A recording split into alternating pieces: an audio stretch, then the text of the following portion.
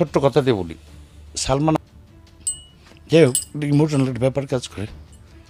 আপনি কোনো কিছুতে ইনভলভ না, আপনার খুব প্রিয় বন্ধু হয়তো এরকম একটা অ্যাক্সিডেন্টলি কাজ করে ফেলেছে কিংবা হয়ে গেছে, এটা তো আপনি ইনভলভ হয়েছেন, তখন তো আপনারা সামিরার একটা ছবিকে দাবি করা হয়, ওটা প্রশ্নই আছে না। যেহেতু আপনি সবচেয়ে ক্লোজ ফ্রেন্ড ওই সময়টাতে, শাবনূরের সঙ্গে যদি এরকম কোনো একটা সম্পর্ক থাকে ডেফিনেটলি আপনি ইনফর্ম আমার জানা করতো। এখন হয়েছে কি ওই বয়সটাতে মনে করেন কিছু কিছু সাবজেক্ট আছে যেগুলো লুকানের না, লুকাতে পারবো এরকম টাইপের একটা, যেরকম সালমানের এই ব্যাপারটা নিয়ে আমরা বিগত সময়ে কথা বলেছি, তারপর অনেক সময় বলতাম না, কারণ হচ্ছে যে। আসসালামু আলাইকুম রহমতুল্লাহ, সবাই কেমন আছেন? আশা করি সবাই অনেক অনেক ভালো এবং সুস্থ আছেন। সবাইকে স্বাগতম জানাচ্ছি আমাদের অনেক নতুন ভিডিওতে। প্রতিদিন মতো আমি আপনাদের সিরিয়াত ফারুকি আবারও চলে আসলাম নতুন একটা ভিডিও নিয়ে। দর্শক, আজকে ভিডিও টাইটেল এবং থাম্বনেল দেখে বুঝতে পেরেছেন কি বিষয় নিয়ে কথা বলবো। আজকে কথা বলবো বাংলা সিনেমার অমর চিত্রনায়ক সালমান শাহ, যার মৃত্যুর প্রায় 30 বছর হয়ে গেছে, কিন্তু এখনও সালমান শাহকে যে পরিকল্পিতভাবে শেষ করা হয়েছে তার এখনও ন্যায় বিচার পায়নি সালমান শাহর মা এবং সালমান শাহর ভক্তরা।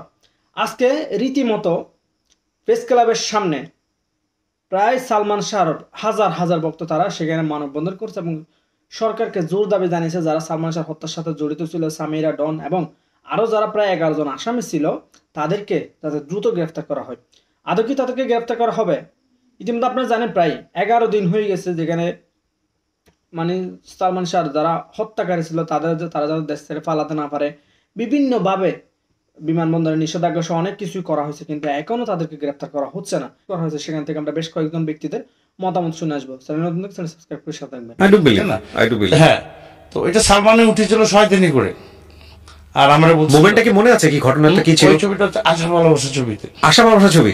এখানে আমি বোধহয় বলেছি আমার জীবনে হলে দেখা প্রথম ছবি, আমি তখন ক্লাস 7 এ পড়ি। আশা ভালোবাসা ছবি। আচ্ছা, ওই ছবিটাতে ওই বান্দরবনের ছবি শুটিং গোলাম মোস্তফা সাহেব অভিনয় করেছিলেন এখানে। Right right. আচ্ছা, হ্যাঁ। তো ওই বান্দরবনে আমরা শুটিং এর সময় সালমানের ছবিটা ওর ক্যামেরা দিয়ে, নতুন ক্যামেরা কিনেছিল একটা, ওটাতে ছবি উঠেছিল। হ্যাঁ, তো ওইটাই শয়তানি করে রাখছে যে এটা এক সময় তোর কালো হয়ে দাঁড়াবে, দেখি আসলে কালো হয়ে দাঁড়াচ্ছে। এটা এরকম একটা জিনিস পেলো কিভাবে মানুষ? সাধারণ পাবলিকের হাতে চলে গেল কিভাবে? না, সাধারণ পাবলিক যখন যে সিআইডি টিভি মানে ওর জিনিসপত্রগুলো বাসায় যে সবকিছু নিয়ে আসছে, তখন ক্যামেরা এসছে, তখন নেগেটিভের মধ্যে পেয়ে গেছে। কিন্তু আমাদের তো মানে ওইটা নিয়ে এত চিন্তা নেই, কিন্তু জনগণ এটা নিয়ে মজা করছে আর কি, যে সামিরের সঙ্গে আপনার এই ধরনের একটা সম্পর্ক আছে, সেই সম্পর্ক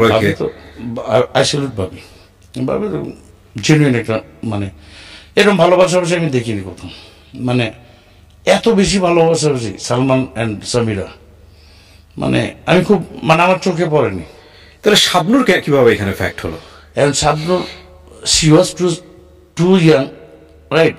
এখন শাবনূর সালমান একটা জুটি, বাংলাদেশে অ্যাপ্রিসিয়েটেবল একটা জুটি, বাংলাদেশের পাবলিক অ্যাপ্রিসিয়েট করেছে ওদের জুটিটাকে, যেরকম রাজ্জাক কবরী, রাজ্জাক শাবানা, আলমগীর, ববিতা, এরকম টাইপের না। কিন্তু পিবিআই তো বলে দিল যে শাবনূরের সঙ্গে সালমানের একটা ইমোশনাল সম্পর্ক ছিল বা প্রেম ভালোবাসা কিছু একটা ছিল।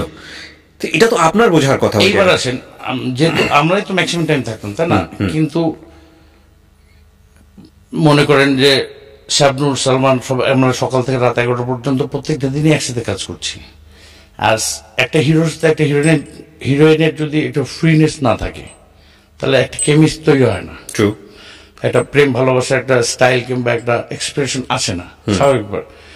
তো সেই ক্ষেত্রেও ওদের সাথে ভালো রিলেশন সবার সাথে সবার। আর ওরা ওদের রোম্যান্সগুলো যে স্ক্রিনে দেখতেন, মানে একদম রিয়েলিটি থাকতো, তাই না? সেই সূত্রে রিয়েল একটা রিলেশন থাকতেই পারে। এটা হচ্ছে যে আমাদের সামনে যেটা ছিল, এটা তো আমাদের দেখা, আমাদের চোখের সামনে তো, কারণ আমরা সবাই একসাথে থাকতাম, যার জন্য সবার প্রতি সবার ফিলিংস একটু বেশি ছিল। কিন্তু এটা এই জায়গাটা থেকে আপনার কি মনে হয়? আমি জানি না, আপনি যদি স্টেটমেন্ট দিতে না চান, সেটা হচ্ছে যে যেহেতু আপনি সবচেয়ে ক্লোজ ফ্রেন্ড ওই সময়টাতে, শাবনূরের সঙ্গে যদি এরকম কোন একটা সম্পর্ক থাকে ডেফিনেটলি আপনি ইনফর্ম বা জানার কথা। সবাই করছেন আমার জানার কথা, কিন্তু যদি থেকেও থাকে তাহলে মানুষের জীবনের কিছু কিছু জিনিস আছে, কিছু কিছু সাবজেক্ট আছে, কিছু কিছু সময় আছে যেটা তার নিজের মানুষ কেউ বলে না। হতে পারে না এরকম? আমরা তো এফডিসিতে দেখছি খুব ক্লোজ রিলেশন, আমরা সবাই একসাথে কাজ করছি, হিরো হিরোইনের সাথে এরকম রিলেশন থাকবেই সবার, ঠিক আছে? কিন্তু এটা যদি পরে প্রেম পর্যায়ে চলে যায় তাহলে তো এই জিনিসটা আমাকে বলবে না, কিংবা কাউকেই বলবে না, নোবডি, রাইট? আপনি ইনফর্ম না, মানে বলতে চাচ্ছেন যে আপনি ইনফর্ম না, right? I don't know about that. এখন আমার কথা হচ্ছে যে এখান থেকে তো শুটিং এর পর তো তারপর আমরা যে যার বাসায় চলে গেলাম, তারপর যদি প্রেম প্রীতি করে থাকে তাহলে তো আমাদেরকে বলার কথা না, জানার। কিন্তু একটা মানুষ সুইসাইডের মতো স্টেপ এত সহজে তো নেওয়ার কথা না, মানে জেনারেল পারসেপশন যেটা বলে। সালমান শাহর মতো এত বড় একটা মেগা স্টার, সে নিশ্চয়ই বুঝতো যে আমার পপুলারিটিটা কি বাংলাদেশের মানুষের কাছে। সুতরাং আমার এই ব্যক্তিগত ইন্টারেস্টকে আমি যদি নিজেকে শেষ করে দেই, এটা অনেক বড় একটা অপূরণীয় ক্ষতি। সেই জায়গাটাই সে না বুঝে এরকম একটা ডিসিশন নিয়েছে, সেটাও মানাতে খুব মুশকিল। তার মানে তারপর হয় কি, এটা আমাদের যদি সুইসাইডের কথাই আমরা বলি, আমাদের এটা আপনারও হবে আমাদের হবে, মানে তখন তো আমরা অনেক ইয়াং ছিলাম, তাই না? বোধ শক্তি কম ছিল, ইমোশনও বেশি কাজ করতো। এখন হয়েছে কি, ওই বয়সটাতে মনে করেন কিছু কিছু সাবজেক্ট আছে যেগুলো লুকানের না, লুকাতে পারবো না, এরকম টাইপের একটা। যেরকম সালমানের এই ব্যাপারটা নিয়ে আমরা বিগত সময়ে কথা বলেছি, তারপর অনেক সময় বলতাম না, কারণ হচ্ছে যে একবার ভুল বুঝে থাকলে এটা আবার নতুন করে বলার কিছু প্রয়োজন মনে করি না। কারণ কি, যতই শুদ্ধ কথা বলবেন ততই পাবলিক আমাদেরকে ভুল বলবেই, এরকম একটা ধারণা হয়ে আছে না। সবাই তো ইয়াং, আর সবাই তো একটা মানে স্টাডিজমের মধ্যে আছে। সালমান, শাবনূর, আমি, সব যারা ছিল, এদের মধ্যে তো সুখ দুঃখ আছে, তাই না? ফ্যামিলি আছে, সুখ দুঃখ আছে, প্রেম প্রীতি ভালোবাসা আছে। সালমান তো আমি যতটুকু দেখতাম ফ্যামিলির দিক থেকে একটু মানে কি বলবো, ডিস্টেন্স ছিল, মানে ফ্যামিলির সাথে একটু ডিস্টেন্স ছিল, হয়তো ভাবির কারণে হতে পারে, কিংবা ওর মার কারণে হতে পারে। উনি তো তখন নীলা চৌধুরী, উনি আন্টি, উনি তো তখন হচ্ছে যে জাতীয় পার্টি নিয়ে অনেক বিজি ছিলেন। এই জিনিসগুলো সালমান মানতে পারতো না। একটা ইয়াং একটা ছেলে আমরা, মনে করেন এই জিনিসগুলো আমার কাছে খুব মানে কষ্ট লাগতো, যে কিভাবে একটা ছেলে মানে এত কিছু মাথার মধ্যে নিয়ে কালকে সকালে আবার রোমান্টিক অভিনয় করছে, আবার ফাইট করছে, আবার হয়ে করছে। কিন্তু ওনার মা তো পলিটিক্যাল কারণে রাত বিরাতে অনেক জায়গায় ঘোরাঘুরি করতো, অনেক জায়গায় যেত না।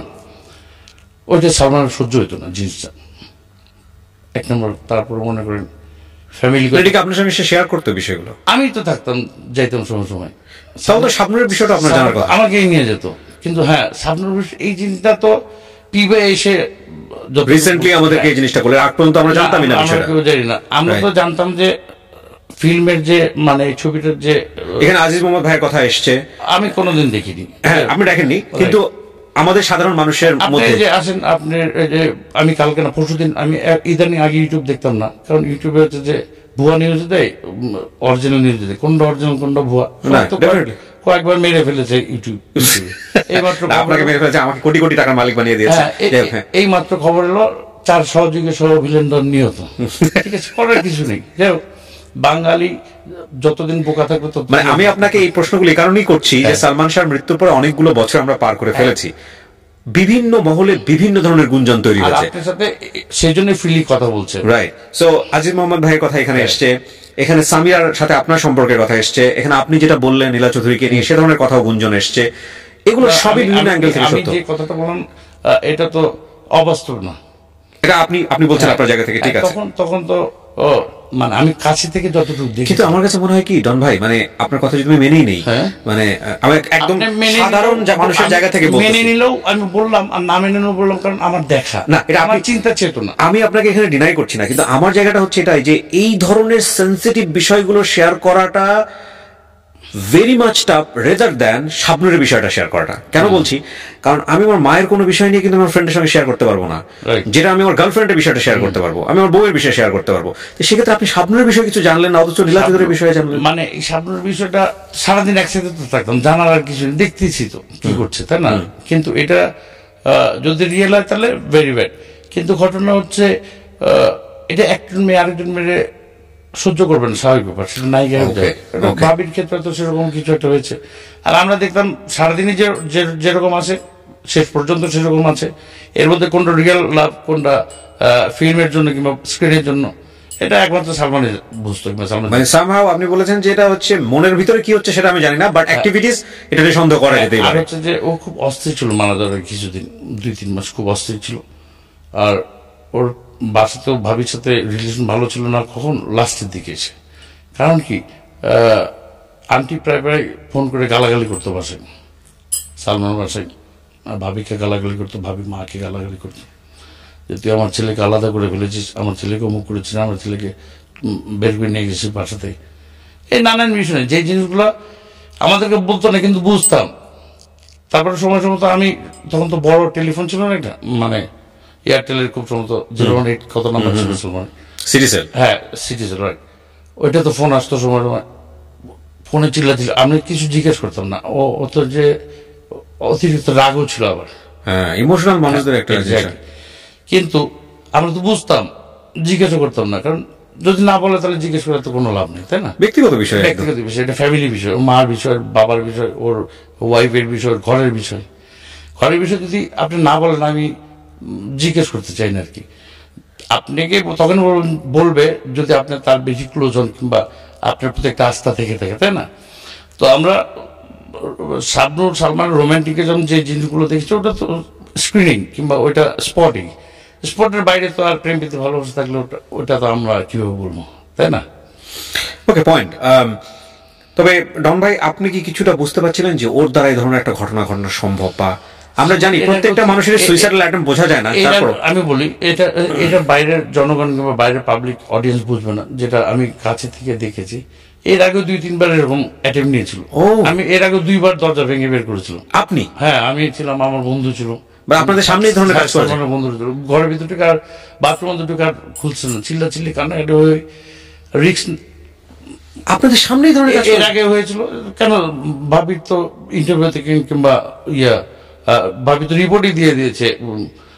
আরেকবার হচ্ছে যে অনেক ওষুধ টষুধ খেয়ে তারপর মেট্রোপলিটন হসপিটাল ভর্তি হয়েছিল। তাহলে ওই সময়টাতে জিডি করেনি কেন? ওনাদের ব্যাপার। আর আমরা তো যখন দেখতাম হয়তো গেলাম, ভাবি হয়তো চিরাগে আমরা হয়তো শুটিং সালমান বাসায় আড্ডা মারছে, আমি সালমানের বন্ধু দিয়ে একজন, হয় না এরকম যে ফ্রি আছি চল বাসে যাই। এদিকে কিন্তু আমরা তো আনন্দে আছি, কিন্তু সালমান তো মন খারাপ, কারণ ভাবি তো চিরন, বুঝতে পারছি। এর মতো অনেক বন্ধু ছিল, বলতো যে মানে পাগলামো করে তো লাভ নেই, লাইফটা গুছাতে হবে, তাই না? গোছানো একটা ব্যাপার আছে না, একটা বিয়ে শাদী করছে, সংসার হয়েছে, তারপরে টপ মোস্ট একটা সুপারস্টার। এখন তো সামিরাকে তো লাভ করে বিয়ে করেছিল। আরে বাবা, এরকম আমি কি বললাম, এরকম প্রেম আমি জীবনও দেখিনি। মানে এরকম প্রেম, এরকম ভালোবাসাবাসি দুজনের মধ্যে আমার চোখে পড়েনি। আমি অনেক ছবি দেখেছি কিংবা অনেক গল্প পড়েছি কিংবা অনেক রিয়েল ঘটনাও দেখেছি, পড়েছি পেপারে কিংবা গল্পের বইয়ে পড়েছি, সত্য ঘটনা অবলম্বনে, কিন্তু এরকম ভালোবাসাবাসি কেন বলতেছেন?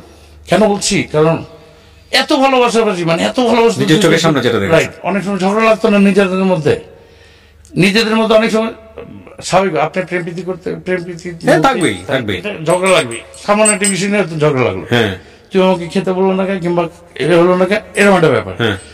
কিন্তু এতই ডিপ ভালোবাসাবাসি যে ওরা আবার একটু ঝগড়া আবার সঙ্গে সঙ্গে একদম লাইলি মজনু এক জায়গায় গেল, এরকম একটা ব্যাপার। যাই হোক, এটাও খুব ভালো ছিল, কিন্তু ঘটনা হচ্ছে তারপরেও মানুষের কিছু ব্যক্তিগত ব্যাপার, কিছু ব্যক্তিগত জিনিস থাকে যেটা মানুষ কাউকে বলতে পারে না কিংবা বলতে চায় না। এরকম তো কিছু কাজ করেছিল সালমানের ভিতরে। আর এর আগে সুইসাইডাল যে টেন্ডেন্সি, এইটা হচ্ছে যে মনে করেন এর আগে হয়েছিল কয়েকবার, যার জন্যে আমি ছিল আল্লাহ করতাম, আল্লাহ কখন যে কোনো অ্যাক্সিডেন্ট করে ফেলে, কখন যে, কারণ তখন হচ্ছে টপ মাস্ট একটা ব্যাপার, সুপারস্টার, তাই না?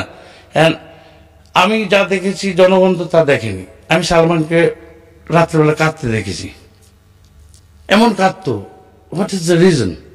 কাঁদতো হয়তো ফ্যামিলি নিয়ে হয়তো সুখ পাচ্ছে না, শান্তি পাচ্ছে না, বাবা মার ফ্যামিলি নিয়ে সুখ শান্তি পাচ্ছে না, এদিকে শিডিউল নিয়ে ভেজাল ঝামেলা, এদিকে বয়কট, এই শিল্পী সমিতি থেকে বয়কট করলো, নানান কাহিনী নিয়ে। আমি সালমানকে আমি যতটুকু কাঁদতে দেখেছি, জনগণ, দেশের পাবলিক, পৃথিবীর কোনো লোক তো দেখেনি, তাই না?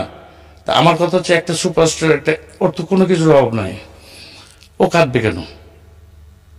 এই কাঁদবে কেন এটা তো জিজ্ঞেস করতে পারেন। দেখতেছি মানে কান্না করছে একলা, আমি আমার বন্ধুকেও কিছু বলতে পারছি না, নিজেও সহ্য করতে পারছেন না, এরকম কিছু ব্যাপার আছে না মানুষের জীবনের, আপনার জীবনও আসতে পারে, এটা কোনো ব্যাপার না।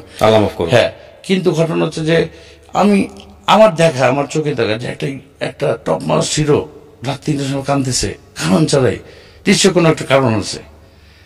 বুঝতে পারছি স্বামীরা ওকে করতো না, ওকে দিত না, যে সান্ত্বনা দিত না যে তুমি ভাবি যখন থাকতো তখন তো আমাদের থাকা হতো না রাত্রে, আমরা রাত্রে তখন আর থাকতাম না, তখন গেলেও অথবা চা নাস্তা থেকে গল্প টল্প চলে আসলাম, কিন্তু তখন তো আর টাইম পাইতাম না, মনে করেন 11টা পর্যন্ত শুটিং, খুব বেশি 11, 12, 1 ঘন্টা থাকা যায় ওদের, তারপর তো হাজব্যান্ড ওয়াইফ আমি চলে গেলাম বাসে, এরকম একটা ব্যাপার। কিন্তু যখন অনেক সময় হতো না, ভাবি হয়তো চিটাং আছে, কিংবা ভাবি ঢাকায় বাসা আছে, ও এখানে আসছে, কিন্তু একলা হয় না, অনেক সময় একলা হয়ে যায় না, ওই একলা সময়গুলো একদম আমার কাছে অস্থির লাগতো, যে এই ছেলেটা সকালবেলা উঠে রোমান্টিক শুটিং করবে, আমার করছেও তাই, আমি দেখতেছি, কিন্তু অন্যজন তার বুঝতেছে না, রাইট? এটা কিন্তু খুব পেইনফুল। আমি বলি রাত্রে সালমানকে আমি দেখলাম, ইস, গোলাপের মধ্যে একটা ছেলে, এত সুন্দর, এত ভালো, সব দিক থেকে সলভেন, কিন্তু কেন কান্না করছে? নিশ্চয় কিছু একটা ব্যাপার আছে, আর কান্না করাটাই স্বাভাবিক। তখনই তো আসবে ইন্টারনাল ব্যাপারগুলো, মানে মনের ভিতরকার ব্যাপারগুলো, যে ব্যাপারগুলো অথবা কোনো বন্ধুকে হয়তোবা শেয়ার করতে পারছে না। খুবই ভয়ঙ্কর আসলে। হ্যাঁ, ওইটাই মনে হচ্ছিল আপনার কথা শুনতে। হ্যাঁ, তখন ওই মুহূর্তে একজন মানুষ কি করতে পারে? আর যদি বয়স কম হয় তাহলে তো আরো একটা অ্যাক্সিডেন্ট। স্লিপিং পিল নিত কখন আপনি দেখেছেন? স্লিপিং পিল নিয়ে আপনি যেটা বলছিলেন। না, স্লিপিং পিল না, সিগারেট আমরা তো তখন থেকে খেতাম, সালমানও খেত, সিগারেট বেশি খেত সালমান। আচ্ছা, তারপরে ইয়াং জেনারেশন আমরা, বুঝলেন না, সবাই মোটামুটি। আপনাদের সমসাময়িক কে ছিলেন বন্ধু মহলে আপনি ছাড়া? আমি ছিলাম, তারপরে আরেকটা ছেলে ছিল মিঠু, ও পরবর্তীতে সামিরা যাকে বিয়ে করেছে আমরা তো শুনি সেও সালমানের ফ্রেন্ড ছিল। হ্যাঁ, মোস্তাক ভাইকে আমি একদিন দেখেছিলাম, বলি সালমানের পরিচয় করে দিয়েছিল, একটা শুটিং এর সময় আসছিল, ওনারা সবাই সালমানের বন্ধু, ব্যাসের যে বন্ধু বান্ধব গুলো, ওনাকে ওই দিনই দেখেছিলাম, তারপর দেখা হয়নি। আচ্ছা, এখানে একটা বিষয় খুব গুরুত্বপূর্ণ, সালমান শাহ সুইসাইড করার পরে বাংলাদেশের ওই মুহূর্তে কি অবস্থা এটা বলার অপেক্ষা রাখে না, এবং অনেকগুলা সন্দেহ তখন একই সাথে ছুটতেছে, যেটা আমার কথা হচ্ছে যখন হলো ঘটনাগুলো, তখন এত তৎপর হলো না কেন? তখন আন্টিরা এত তৎপর হলো না কেন? আপনি ওই সময়টাতে কোথায় ছিলেন? আমি বলি, তখন তো আমি বগুড়া। হ্যাঁ, আমার সাথে সালমানের লাস্ট দেখা হয়েছিল হচ্ছে 1 তারিখে। কত সালের কত মাসের 1 তারিখ? ওই মাসেরই 1 তারিখে। ওই যে মাসে সুইসাইড করে 6 তারিখে সুইসাইড করেছে। 6 তারিখে আমাদের কক্সবাজার থাকার কথা সকালের ফ্লাইটে। আচ্ছা, আমি আবার আমরা শৈবালে উঠতাম, যে শৈবালের সব ফোন টোন করে রেডি করে রেখেছি, কারণ আমরা হচ্ছে যে 1 তারিখে আমরা গেলাম, ভাবি তখন চিটং। আচ্ছা, যাই হোক, এর আগে রাগারাগি করে চলে গেছে, চিটং মানে আমাদের বাড়িতে। হ্যাঁ, জানি না, রাগারাগি করে হয়তো চলে গেছে ভাবি, কোন কারণ ওরাই বুঝে, ফ্যামিলি কথা। তো চলে যাওয়ার পর 1-1.5 মাস না 2 মাসের মতন ভাবি ছিল না, ভাবি চিটং হয়েছিল। তো 2 মাস পর যাই হোক, ফোনে কথাবার্তা, এটা সব রেডি ভাবিরা আনতে যাবো, চল। আমরাও দেখতেছি যে মানে ভাবি ছাড়া ঘরটা কিরকম একটা ব্যাপার না, মানে অগোছল হয়ে গেছে সবকিছু, টাইম টেবিল নেই, খাওয়া দাওয়ার নাই, ঠিক নেই, আবার শুটিং এর শিডিউল তো আর ছাড়া দিচ্ছে, শিডিউল চলছে। ভাবি থাকলে একটা আলাদা ব্যাপার না, গোছানোর জন্য সবকিছু, একটা সংসার যা হয়। এখন চল দিই, এই ভাবির সাথে সালমানের সাথে আমি, আমার একটা ফ্রেন্ড, সালমানের ছোটবেলা ফ্রেন্ড ফারুক, আর হচ্ছে যে সালমান, 3 জন আমরা হচ্ছে যে সালমানের গাড়িটা নিয়ে গেলাম চিটং এ, রাত্রবেলা রওনা দিলাম, শুটিং শেষ করে রাত্রবেলা রওনা দিলাম, ভোরে পৌঁছালাম। যাই হোক, সারাদিন রেস্ট নিয়ে খাওয়া দাওয়া করলাম আমরা। আমি বললাম যে দোস্ত, আমি তো হচ্ছে যে বগুড়া যাবো, বিকজ অফ আমার ভাই এসেছিল তখন 15 বছর পর সৌদি আরব থেকে, ও ভাইয়ের সাথে দেখা হয়নি আমার। চিন্তা করলাম যে যেহেতু সালমান 3 তারিখে ঢাকায় যাবে, আমাদের ডিসিশন আর কি, সালমান 3 তারিখে সকালের ফ্লাইটে ঢাকায় এসে শিবলিসার দিকে একটা ছবি শুটিং করবে। আমি চিন্তা করলাম যে 6 তারিখে চলে যাব আমরা হচ্ছে কক্সবাজার, তার মানে আমার ভাইটার সাথে দেখা হবে না। তো এই 3 দিনের 4 দিনের একটা গ্যাপ ছিল, গ্যাপে আমি চিন্তালাম যে আমি যদি ভাইটার সাথে দেখা করে যাই বগুড়াতে, তাহলে হচ্ছে যে সালমান আসার পর আমরা 6 তারিখে কক্সবাজার চলে গেলাম। মানে এই শিবলি ভাইয়ের ওই ছবিতে আমার শিডিউল ছিল না, যার জন্য সালমানের কাজ ছিল, সালমান 3-4 দিন কাজ করবে, এই ফাঁকে আমি বগুড়া ঘুরে আসবো, এই ডিসিশন আর কি। তো ভাবিরে বললাম, ভাবির আম্মা ছিল, তুমি বগুড়া যাবার কেন, তুমি একসাথে যে এলাম যে আমাদের শিডিউলগুলো এইভাবে সাজানো আছে, জানেন এই 3-4 দিনের গ্যাপে যদি আমি বগুড়া না যেতে পারি তাহলে আমার ভাইটার সাথে দেখা হবে না। 15 বছর পর আসলো। আচ্ছা, তো সালমান বললো যে দোস্ত কোনো অসুবিধা নেই, আমি তোকে উঠাই দেবো। ঠিক 11টার কোচ না 11:30 কোচ তখন ছিল ডলফিন মেবি, কিংবা মানে আরো যেই ইয়েগুলো ছিল গাড়িগুলো ছিল, ডলফিন খুব সম্ভবত ওদের বাড়ির কাছে স্টপে বাস স্ট্যান্ডটা ছিল কাউন্টার। তো আমরা তাড়াতাড়ি ডিনার সেরে সালমানের মানে ভাবিদের যে গাড়িটা ছিল, জিপটা ছিল পাজেরো, ওই জিপ নিয়ে সালমান ড্রাইভ করলো, ভাবি সামনে, আমরা পিছনে, আমি আর ফারুক পিছনে। তা আমি আর ফারুক হচ্ছে যে সালমান আগে টিকিট কাটার ব্যবস্থা করে দিয়েছিল, আমাদের একদম 5 মিনিট আগে এসেই আমরা দাঁড়াইছি ইয়েতে বাস স্ট্যান্ডে। আপনি চিটং থেকে বগুড়া যাচ্ছেন? চিটং থেকে, ওটাই আমার লাস্ট দেখা সালমানের সাথে। তারপরে কোলাগুলি করলাম, মানে বিদায় হাট দিলাম, বিদায় সময় যাওয়া হয়। আনন্দ আমাকে শুধু বললো একটা কারণে যে তুই যেহেতু যাবি, তুই সকালে ঢাকায় নেমেই বগুড়া যাস না, তুই সকালে ঢাকায় নেমেই তুই শিবলি সাদিক বাড়িকে খুঁজে বের করবি, খুঁজে বের করে শিবলি সাদিককে বলবি যে 2 তারিখে আসবো না, 3 তারিখ সকাল থেকে শুটিং করবো, এইটুক নিউজ দিয়ে তারপর বগুড়া যাস। আমি ঠিক আছে। তারপর আমি ডাইরেক্ট কোচ থেকে নেমে এফডিসি গেছি, কারণ আমি জানি যে এফডিসির সেটে সব রেডি করে আছে, সালমান শুটিং করবে, কিন্তু ওই দিন তো সালমান আসবে না, সালমান তো চিটং, কেউ তো জানে না। এই জন্য আমি শিবলি বেড়ে যা বললাম, শিবলি ভাই সেট রেডি করলাম নাই, 3 তারিখ সকাল থেকে একবার কাজ করেন, কারণ সালমান বারবার বলছে যে 3 তারিখ সকাল থেকে কাজ করবে, সকাল ফ্লাইট আসবে, ডোন্ট ওয়ারি অ্যাবাউট দেন। এটা আমার কনফার্ম করেছে। আমি চিটং থেকে আসলাম, এখন বগুড়া যাচ্ছি, বললাম আমার ভাইয়ের সাথে দেখা করতে। তো চলে গেলাম আমি 2 তারিখে বগুড়া 3, 4, 5, 6। তারপরে আমরা আসলে বগুড়া, আমি বললাম না ছোটবেলা থেকেই খুব দুরন্তপনা ভালো লাগতো। আমার বাড়ির পাশে নদী, টারজান সাজতাম, টারজান হতাম, আর খুব ভালো সাঁতার কাটতাম। নদী যেত আমার পাশাপাশি। কোন নদী ওটা? হ্যাঁ, করতোয়া। করতোয়া এখনকার করতোয়া, আপনার মনে হয় বগুড়া বাড়ি? বগুড়া বাড়ি। করতোয়া এখন ড্রেন হয়ে গেছে। এটা 30 বছর আগের কথা বললাম, বিফোর 30 ইয়ার্স। তো যাই হোক, ওই নদী ঘাটে আমি যখনই যাই তখনই হচ্ছে এলাকার ছোট ভাই কিংবা বন্ধু বান্ধব যারা আছে, ওরা তো মফস্বল একটা আলাদা বুঝেনি, ঢাকা থেকে আসলে কি, আর তার মধ্যে সেলিব্রিটি আরো মজা, সব ছোট ভাই ফ্রেন্ডরা আসে। আমি তখন একটা মানে যেটা আমরা বলি চুরুইবাতি কিংবা পিকনিক, নট পিকনিক, চুরুইবাতি টাইপ, ওইটা আমরা করি আর কি প্রত্যেকবার যখনই যাই নদীর ঘাটে, কিংবা ঢাকা আসার আগেও আমরা করতাম যখন বগুড়াতে ছিলাম। এখন গেলে হয় কি, হয়তো বছর 1-2বার গেলাম, যে আমি নিজেই সবগুলো ডেকে রেডি করে রান্না বান্না নদীর ঘাটে বসে আমরা খাবো, এরকম সেম জিনিস। শুক্রবার আমরা এরকম করতাম। শুক্রবার অলরেডি আমরা রান্না করে খাচ্ছি, খাওয়া দাওয়াটা শেষ। এখন আমাদের আরেকটা ফ্রেন্ড করে দোস্ত নৌকা এসে আমরা নৌকা নিয়ে ঘুরবো, বুঝতে পারছি। তখন বিকেলের দিকে নৌকা নিয়ে আমরা নদীতে ঘুরছি। এমন সময় আমার একটা ফ্রেন্ড বললো, তো দোস্ত ওই গ্রামটা আছে, হয় না নৌকা নদী থেকে দেখা যাবে, ওইটা ওই গ্রাম, ওইটা ওই গ্রাম। এই গ্রাম আমাদের একটা ছোটবেলার বন্ধু আছে, পুতুল নাম ছেলেটার, হিন্দু,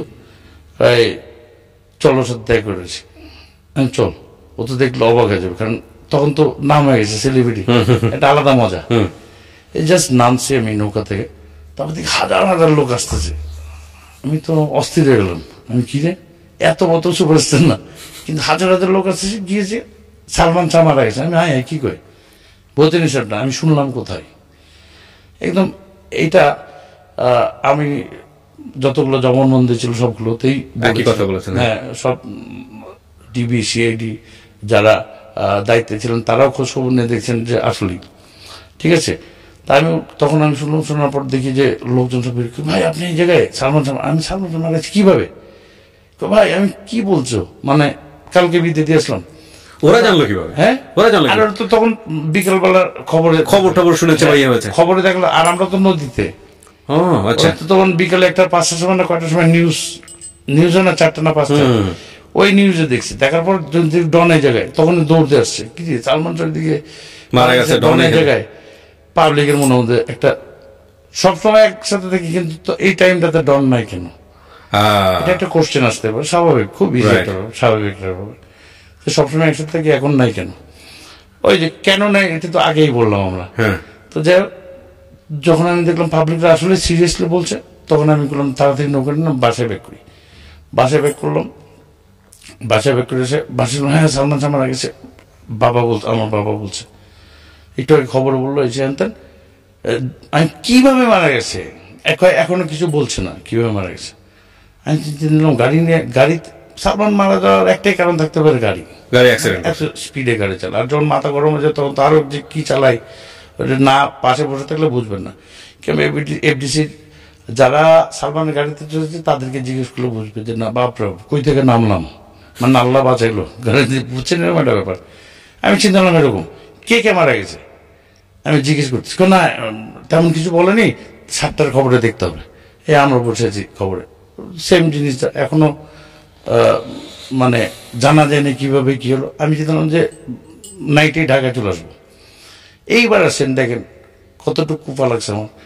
তখন আমি ঢাকায় আসতে পারলাম না, তখন হচ্ছে যে দিনের বেলা আমাদের ওখানে শ্রমিকদের সাথে স্টুডেন্টদের একটা মারামারি হয়েছে। আচ্ছা, আমাদের জেলা স্কুল, আজিজুল্লাহ কলেজ সব পাশাপাশি, বাস স্ট্যান্ড 7 মাথা, তাই না? ওই আজিজুল্লাহ কলেজের উপর দিয়ে যে গাড়িগুলো যায় ঢাকায় আসে কিংবা আরো অন্য কোথাও যায়, ওই গাড়ি ওইখানেই কলেজের একটা স্টুডেন্টের সাথে গন্ডগোল হচ্ছে, একটা স্টুডেন্ট মারা গেছে। এই জন্য কলেজের স্টুডেন্টরা পুরা গাড়িটারি বন্ধ গেছে, পুরা মানে লং জার্নি, মানে দূরপাল্লার বাসটা সব বন্ধ। এবার আমি কিভাবে আসবো চিন্তা করছি। কালকে খুলবে, পরশুদিন খুলবে, এরকম করতে করতে 9 তারিখে করলো আর কি স্ট্রাইক। আমি 9 তারিখের পর ঢাকায় আসলাম, আসার পরে সিভিলি সাথে সেটে গেল। সিভিলি ভাই বুঝাইলো যে এখন তো করার কিছু না। আর আমার কথা হচ্ছে যে কিভাবে গেল এটা তো বুঝতে হবে, তাই না? কারণ আমরা কাছের না, সবাই এখন সুইসাইড করেছে, স্বাভাবিক সুইসাইড করছে সবাই জানতে, আমরা তো ছিলাম না, আমরা তো বুঝলাম, কিন্তু কারণ তো বুঝতে হবে যে কই থেকে কি হয়েছে, স্বাভাবিক ব্যাপার না? তো ওই সময়গুলোতে তখন মানে অস্থিরতার মধ্যে ছিলাম আমরা, যে কি হলো, কই থেকে কি হলো, কিংবা কিছুই জানলাম না, এত বড় একটা ঘটনা হয়ে গেল, তাই না? তো আমরা যতটুকু জানি, যতটুকু পড়েছি কিংবা শুনেছি, যে ওই যে আগের দিন হচ্ছে যে ডাবিং থিয়েটারে কি গন্ডল হয়েছে শাবনূরকে নিয়ে, ভাবির সাথে গন্ডল হয়েছে, নানান কাহিনী, এগুলো তো উঠে আসলো লাস্টে, তাই না? ওগুলো তো আর আমরা জানি না। তো আমি এসে তখন একটা আধারের মধ্যে থেকে গেলাম, আমার কিছুই জানালাম না। লাস্ট 1 তারিখে সালমানের সাথে দেখা হলো, তারপর আর। কিন্তু আপনার হ্যারাসমেন্টটা শুরু হলো কবে থেকে? আমার হ্যারাসমেন্টটা শুরু হলো হচ্ছে যে আন্টি প্রথম দিকে কিছু বলেনি, কিন্তু ইদানিং এসে আন্টি আমার উপর দোষ চাপিয়ে দিচ্ছে ব্যাপারটা। কারণ এটাই আমার কথা হচ্ছে যে আন্টির বোঝা উচিত যে আমি ছিলাম কি ছিলাম না, রাইট? 1 নম্বর। আর রিলেশনশিপ, বন্ধুত্ব, এটা তো সবাই জানে যে আমরা খুব কাছের বন্ধু। তারপর কিছু কিছু ব্যাপার আছে, কিছু কিছু জিনিস যা কোনো বন্ধুকে কেউ শেয়ার করতে পারে না, তাই না? এরকম একটা ব্যাপার। আর আন্টি আমাকে বারবার আমার উপর চাপ দিচ্ছে, কারণ কি তখন কিন্তু কিছু হয়নি যখন এই ঘটনাগুলো হয়ে গেল। হ্যাঁ, 1 বছর পর হঠাৎ একটা ছেলে আসলো, রিজভি নাম। ওকে, দেখেন রিজভি নাম, এই রিজভি নাকি সাক্ষাৎকার দিয়ে 164 জবানবন্দি দিয়ে বললো যে আমি ছিলাম, ডন ছিল, আজিজ মোহাম্মদ ছিল, সালমানের শাশুড়ি ছিল, আবুল ছিল, কাবুল ছিল, কে কে যার যার নাম মুখস্থ আছে আর কি, তাদের যাদেরকে জড়ানো দরকার জড়িয়ে একটা গল্প লেখা হলো আর কি, এভাবে মারা হয়েছে, সালমানকে মারছে, আজিজ মোহাম্মদের লোকজন, আজিজ মোহাম্মদ ছিল, আজিজ মোহাম্মদ ঝুলাইছে, ডন নামাইছে, ডন মারছে, নানান কাহিনী, তাই না? তো এই ছেলেটা আজকা হঠাৎ সাডেনলি, আমরা কিন্তু হঠাৎ 1 বছর পর এরকম, মেবি আপনারা ডেট কিংবা সময় দেখলে বুঝবেন, 1 বছর পর হঠাৎ হ্যাঁ সালমান শাহ খুনি বেড়ে। রিজভি এরকম সাক্ষাৎকার দেয়ার কে? এইবার আসেন রিজভি, আপনি আসেন রিজভির, আমি পরশুদিন কি বললাম, পরশুদিন ইউটিউবে পেলাম, এত বছর পর রিজভি লন্ডন থেকে বক্তব্য দিছে, যেগুলো একটা সাজানো নাটক। সালমানের মা, তারপরে ওসি কামরুল, সালমানের বাবা, আরো কয়েকজন মিলে, আত্মীয় স্বজন মিলে একটা গল্প সাজানো হয়েছিল, আমাকে সাক্ষী দেওয়ার জন্য বলেছিল, আমি সাক্ষী দিছি, দিলে আমাকে রাত সাক্ষী বানিয়ে দিবে, ডন টন আজমল সবার ফাঁসি হয়ে যাবে, আমি চলে যাবো আমেরিকা, এরকম একটা ছিল মানে রিজভি ব্যাপারটা। রিজভি কে ছিল আসলে, উনি সাক্ষী দিতে পারে কিনা, কে ছিল উনি? আসি, যেহেতু আপনার পয়েন্ট উঠেছেন, এভাবে আমি কোথাও বলিনি, আমি বলছি কারণ জনগণের জানা উচিত, রাইট, তাই না? মানে আমি তো ছিলামই না তখন, তাই না? তার মানে আমার ফেসে যাওয়ার কোনো রাস্তায় নেই, দেয়ার ইজ নো ওয়ে। শুধুমাত্র ভালো সম্পর্ক এই খাতিরে হচ্ছে আপনার এরকম আপনার কথা এই জন্য আমাকে, কিন্তু আন্টির তো জানা হচ্ছে যে আমি কই ছিলাম দ্যাট টাইম, রাইট? তাই না? জেনে শুনে তো বলা উচিত। তো রেজবিকে আনা হলো, আমরা পেপারে পেলাম যে হঠাৎ একটা আগন্তুক ছেলে সালমানের বাসায় ঢুকে পড়েছিল, সালমানের বাবার বাসায় গ্রিন রোডে। ওকে, হঠাৎ দেখেন স্ক্রিপ্ট কত দুর্বল, ঠিক আছে? Sorry for this, very seriously. সব জায়গায় পলিটিক্স তো হয় না, উনি পলিটিশিয়ান, আন্টি অনেক বড় পলিটিশিয়ান, রাজনীতিবিদ, সব জায়গায় রাজনীতি হয় না, এটা বুঝতে হবে। ওরকে আমার কাছে পেপার কাটিং আছে, রিজবির জবানবন্দিও আছে, পেপার কাটিং আছে, আবার রিজবি যে সাজানো নাটক এটাও হেডিং আছে। হুট করে একজন লোক বাসায় ঢুকে পড়ে এরকম জায়গায় চলে যায় কিভাবে? হুট করে একটা ছেলে আসলো, এটা সালমানের বাসায়, সালমানের মানে বাবার বাড়িতে গ্রিন রোড এসে ঢুকলো, ঢুকে ড্রয়িং রুমে ঘুরতেছে, দরজা খোলা আছে স্বাভাবিক ব্যাপার, ড্রয়িং রুমে ঢুকে এদিকে ওদিকে খুঁজছে, এর মধ্যে সালমানের বাবা এসছে, কাটে যাই ধরে ফেলছে, আমি সালমান স্যার খুনি। হায় হায়, বুঝতে পারছি এটা কোনোদিন সম্ভব? আমি সালমান শাহকে খুন করেছি, আমি আবার সালমানের বাসায় দিয়ে খোঁজাখুঁজি করছি, এত সোজা? এক নম্বর। 2 নম্বর কথা, আমরা যতটুকু পেলাম আর কি পেপারে, মানে সালমানের যখন রিজভি জবানবন্দি দিল আর কি, সালমানকে আমি ডন অমুক সমুক নাজির মোহাম্মদ সবাই মিলে খুন করছি, নানান যা ঘটনা ঘটল। তারপর কিন্তু রিজভি অ্যারেস্ট ছিল, তাই না? তারপর বেরোলো কিভাবে, কিংবা জামিন নিয়ে ও যে এখন লন্ডন আছে, লন্ডন থেকে যে কালকে লাইভ ইন্টারভিউ দেখলাম, লাইভ ইন্টারভিউ দিল যে 25 বছর পর এই জিনিসটা নিয়ে নীলা আপা কি আরম্ভ করছে, বোঝেন হিসেবটা। তো এই ছেলেটাকে যখন নিয়ে আসলো, তাহলে কি কারণে মানে সাজানো হলো জিনিসটা?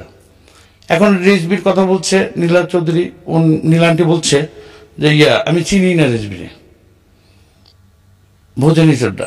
কিছুদিন আগে রুবি আন্টির ঘটনা, ওইটা তো আরেকটা ম্যাসাকার, সেম জিনিসটা।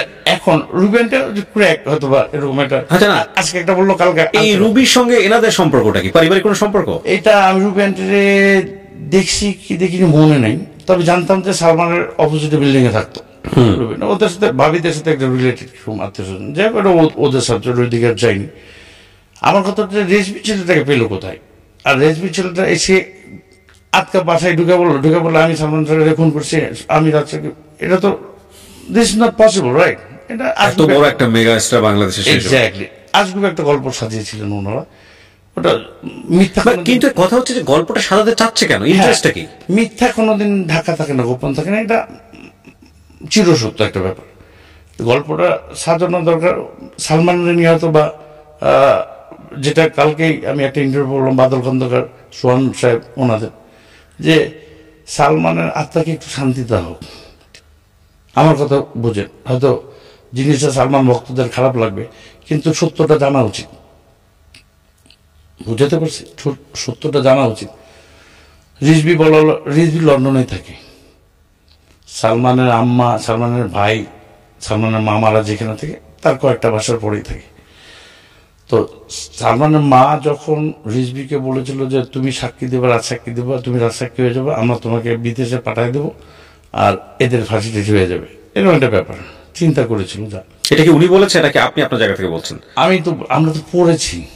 ওকে, রিজভিকে যখন সিআইডি ডিবিতে জিজ্ঞাসাবাদ করালো, কারণ একটা লোক একটা মানুষকে একটা জিনিস শিখিয়ে দেওয়ার পর ওই জিনিসটা কিন্তু নানান দিক থেকে যখন কোশ্চেন আসে, তখন কিন্তু একটা বুদ্ধিসম্পন্ন মানুষ কিন্তু আওড়া যায়, খুব স্বাভাবিক, তাই না? স্বাভাবিক ব্যাপার। যখন চারিদিক থেকে আসে, ওকে জিজ্ঞাসাবাদ করা হয়েছে, ও আমার কাছে পেপার কাটিং আছে, লাস্টে জিজ্ঞাসাবাদের ঠেলায় ও বলছে সালমানের বাসা চিনি না। বুঝেন, সালমান ডিবি তো সিআইডি না ডিবি তখন ওকে গাড়িতে নিছে, নিয়ে বলছে চলো এফডিসি যাই, কোনখানে তোমরা মিটিং করছিল সালমানকে মারার জন্য, কোন সালমানের বাসায় তুমি অনেক গেছো, বলছে আমি ডন সালমানের বাসায় আড্ডা মারতাম, সালমানের বাসায় চলো, কোন রুমে আড্ডা মারতে দেখবো। এই যে প্র্যাকটিক্যাল, যখন ডিবি গাড়িতে উঠেছে, গাড়িতে উঠে বলছে চলো সালমান ভাই, অ্যান্ড ডিবি অফিসটা সালমান ভাই কাছেই, কিন্তু ও তো সালমানের বাসায় কোনোদিনই আসেনি, বুঝতে পারছি। ও বলছে ইস্কাটন অমুক অমুক ফ্ল্যাট, চল যাই, তুই তো চিনিস, তুই তো আড্ডা মারছিস, গেছে, এসে তো আর সালমান বাসা ছিল না, কারণ তো কোনোদিনই যায়নি।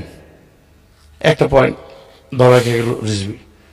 এফডিসিতে কোন টেবিলে বসে তোর আড্ডা মারতে, ক্যান্টিনে দেখা। তখন এমন চাপ, তখন ওই চাপের টেলায় বলছে যে স্যার আমি এফডিসিতে কোনোদিনই যাইনি। বুঝতে পারছি? আমার কাছে সব পেপার 96 পেপার কাটিংগুলো দেখেন আছে।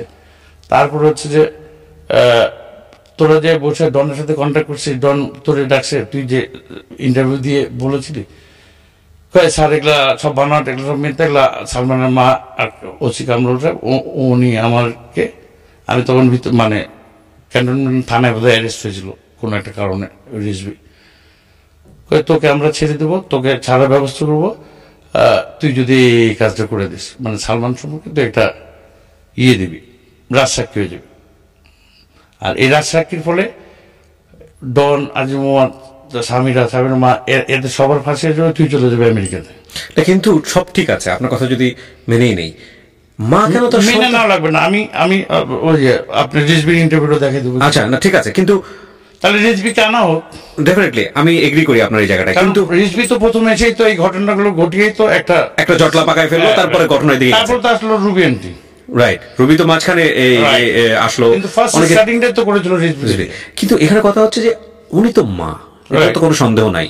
মানে আপনার কথা যদি সুস্থ মস্তিষ্কে ঠান্ডা মাথায় চিন্তা করি, তাহলে ডেফিনেটলি মানে যদি কোনো মানুষ এগ্রি করে আপনার সঙ্গে, তাহলে এটা মানতে হবে যে নীলা আন্টির এইরকম একটা চক্র বা এরকম একটা সিদ্ধান্ত বিশেষ কোন একটা ইন্টারেস্টের কারণে ছিল, যদি এগ্রি করে আপনাকে।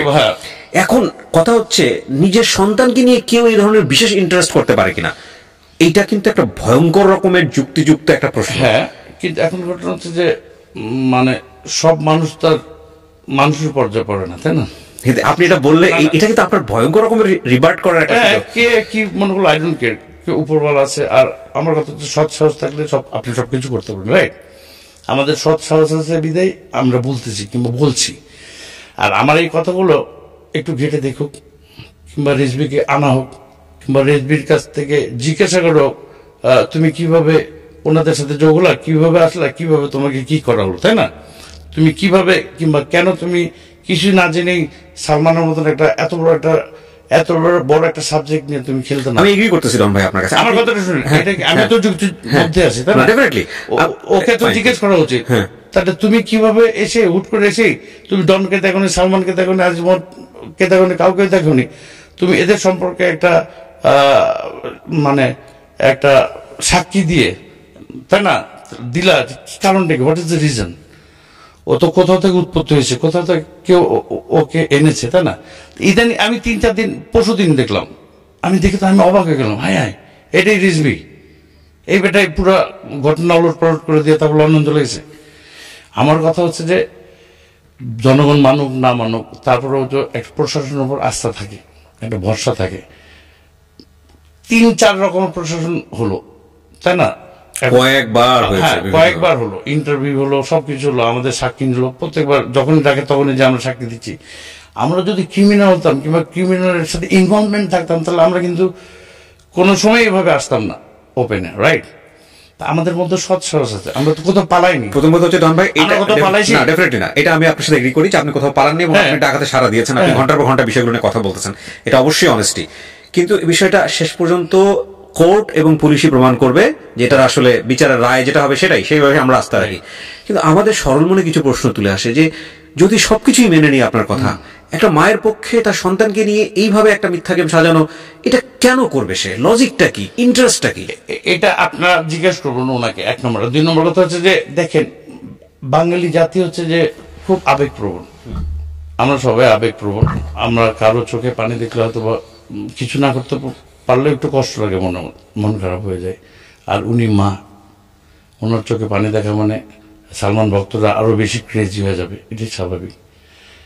তারপরেও কিছু কিছু জিনিস আছে কি বলতেই হয়, কারণ আমাকে জড়ানোর এখানে কোনো ওয়েই দেখছি না আমি। তারপর আমাকে জড়াইছে, কিন্তু ক্ষতি হয়ে গেল না আপনার? বিশাল আমার চরম ক্ষতি। প্রথমে আপনাকে বললাম তুই নিয়ে আস, তাই আমার সমস্ত আনন্দই অপূর্ণ থেকে যাই। সালমান নাই বিদে আমার ছবির ক্যারিয়ার নেই। আমি মানে বেঁচে যেও মরে গেছে। মানে সারাটা জীবনের জন্য একটা ব্লেম, এটা কিন্তু একটা মানুষকে সারাটা জীবনের জন্য ব্লেম হয়ে থাকলো। আর আমরা বাঙালি, আমরা তো কেউ বিশ্বাস করবো কেউ করবো না, এটা স্বাভাবিক, বিভিন্ন মতামতের লোক আমরা, তাই না? এখন যদি পিবিআই তো সর্বোচ্চ একটা সংস্থা, ওনারা যেই রিপোর্ট করে যা বুঝলো সেটা তো বাঙালি জনগণকে বললো, কিংবা সালমান ভক্তদের বললো। আমার কাছে আসেন সালমান ভক্ত যারা সালমানকে নিয়ে এখন হয়ে করছেন, তারা কিন্তু তখন সালমান ছবি কেউ দেখেনি। তখন তাদের বয়স ছিল কত, 5-6। এখন যারা করছে তারা 30-35 কিংবা 26-27-28 এরকম বয়স। আপনার 25-26 বছর বয়সের ছেলেমেয়েরা যে লাফালাফি করছে, এরা তখন কই ছিল? তখন কিন্তু ছবি দেখেনি এরা হুজুগে বাঙালি, এরা শুনে ইমোশনাল জায়গা থেকে জাজমেন্ট। আমি কি রাইট কি রং? Of course emotion. যে ছেলে মেয়েগুলো এটা নিয়ে হইচই করছেন, আসেন ওদেরকে জিজ্ঞাসা করেন কিংবা ওদেরকে দেখেন ওদের বয়স কত। এখন যদি ওদের বয়স 30 হয়, তাহলে তখন ওদের বয়স ছিল 5 বছর বয়সে সালমান শাহ সম্পর্কে কি জানবে ওরা?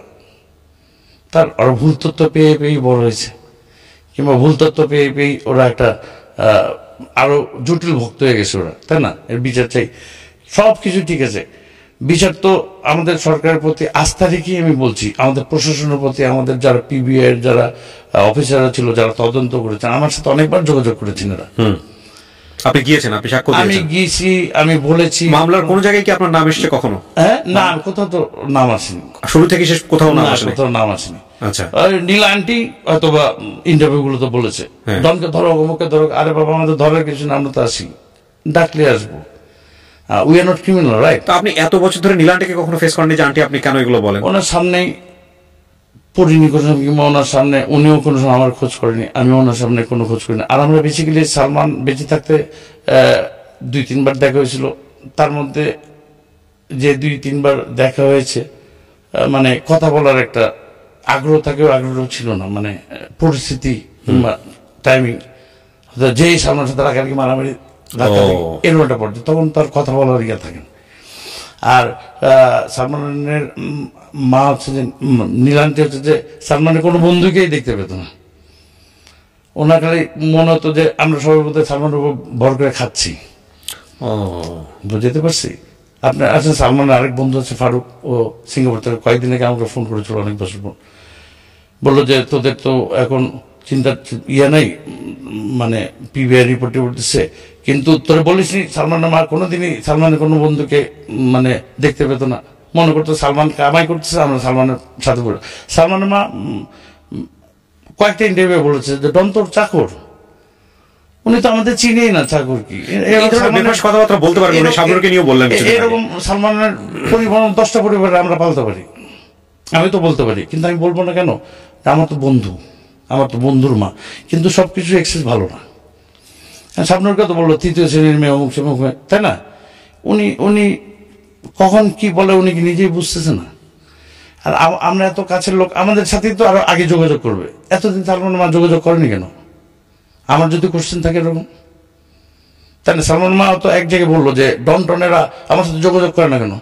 আরে যোগাযোগ করে, বেঁচে থাকতেই যোগাযোগ করলো, যে অবস্থা, মানে যে বিহেভ, কিংবা আমারে বলছে যে ওই মানে স্ল্যাং ইউজ করতে বেশি, খুব খারাপ কথা বলতো, বলছে ওই ফারুকের কথা বলছে, মা মাছি তুলে গালাগালি করতো, এই ব্যাটা সারাদিন সালমানের সাথে থাকে কেন? আরে আপনার ছেলেকে বলেন, আপনার ছেলের বন্ধু কখন যাবার, আপনার ছেলেই ভালো বুঝে।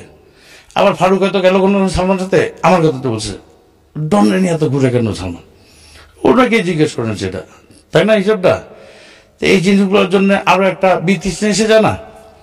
আপনার বন্ধুর মা যদি আপনাকে না দেখতে পারেন, তাহলে আপনি যতটুক পারবেন ততটুকু অ্যাভয়েড করে যাবেন, এটাই স্বাভাবিক।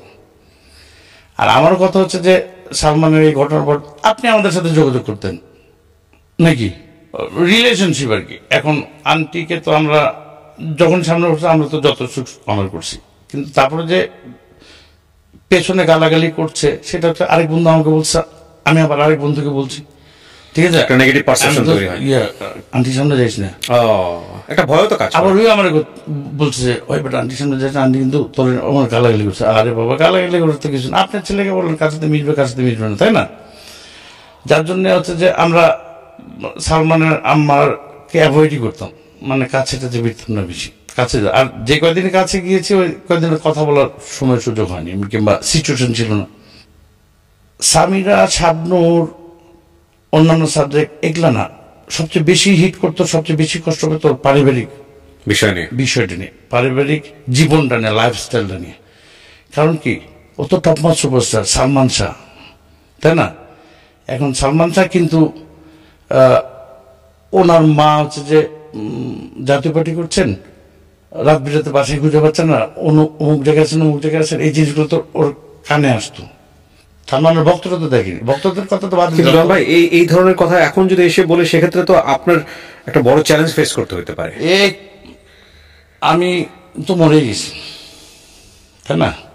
আর বাংলাদেশের প্রশাসন, বাংলাদেশের জনগণের কথা বলতে, বাংলাদেশের প্রশাসন তো এতটা বোকা না, তাই না?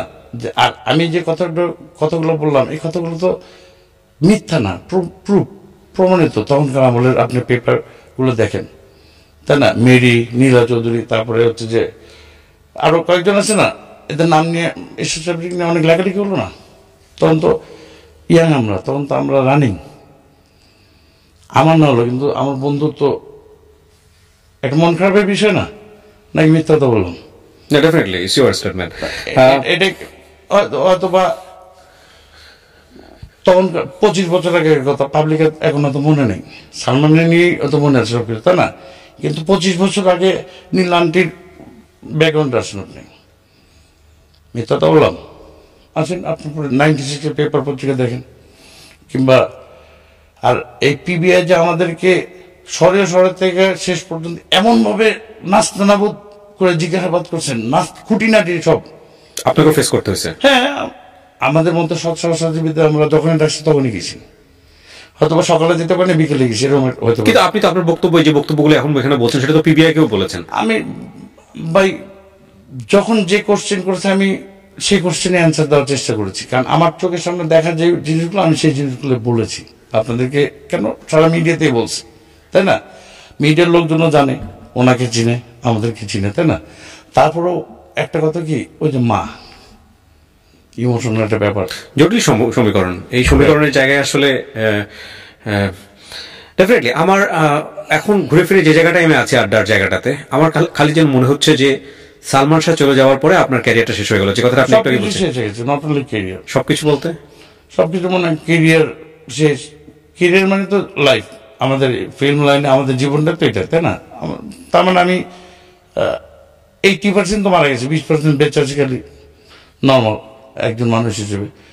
সালমান মারা যাওয়ার পর থেকে আসলে ছবি সেরকমভাবে করা হয়নি বলতে কি, মানে আপনার অফারগুলো বা দরজাগুলো কি বন্ধ হয়ে যাচ্ছিল? বন্ধ হয়ে যাচ্ছে।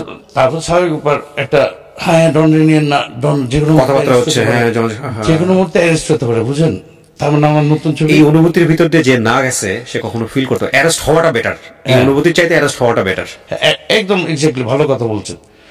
তখন বুঝেন, এই নতুন ছবি, এমনও ছবি আছে আমার সাইনিং নিয়েছি, শুটিং 3-4 দিন পর থেকে। এর মধ্যে আরেক গ্রুপ যেগুলো ডোনে নিয়েছেন, যে কোনো মুহূর্তে অ্যারেস্ট হয়ে যাবে, যে কোনো মুহূর্তে সালমান কেস নিয়ে ডাকাডাকি করবো, আপনার ছবি ফেটে যাবে, ব্যাস ফাটাফাট 4-5টা ছবি গেল। কিভাবে বুঝাবো ভাই, আমার ডাকবে না ভাই, আমি ইন্টারভিউ দিয়ে এসছি, কিংবা আমি 160 পর জবর মধ্যে দিয়েছি, ভাই আমি আসি। তারপরেও হয় কি, ফিল্ম এমন একটা জিনিস, আপনি নিলাম, আপনি আসতে পারলেন না, কিন্তু সেটের কাজটা ফেঁসে গেল, তখন লস প্রজেক্টের মধ্যে পড়ে। তখন প্রডিউসাররা তো চিন্তা করছে এই লস প্রজেক্ট, কিংবা এই টেনশনে না যায় অন্যজনকে নিয়ে কাজ করি, এই পিছিয়ে গেলাম আমি আস্তে আস্তে। 2 বছর এরকম, 2-2.5 বছর এরকম, মানে আমার এগুলা ঠিক করতে করতে 3-4 বছর লেগেছে আর কি, যে আমি নির্দোষ ভাই, আমি ভাই এগুলোর মধ্যে নাই, আমার কিন্তু থাকে না থেকে আমাকে তো ডাকবেই, তাই না? এই কয়েকজন ভাই সবকিছু ঠিক আছে, কিন্তু আপনি নিলাম, পরে হয়তো বা ইন্টারভিউর জন্য ডাকলো, আপনার কে হয়তো বা জেরা করার জন্য হয়তো বা কোনো পুলিশ ডিপার্টমেন্ট ডাকলো, তখন তো যেতে হবে। তা তো অবশ্যই যেতে হবে। হ্যাঁ ডন ভাই, তাহলে নেক্সট ছবি করেন, কি করবেন? তাহলে আমার কিভাবে পুরো আমি ধ্বংস হয়ে গেলাম, জীবিত ধ্বংস আর কি। যাই হোক, এটা কোনো ব্যাপার না, এটা যার যার কপালে লেখাই থাকে।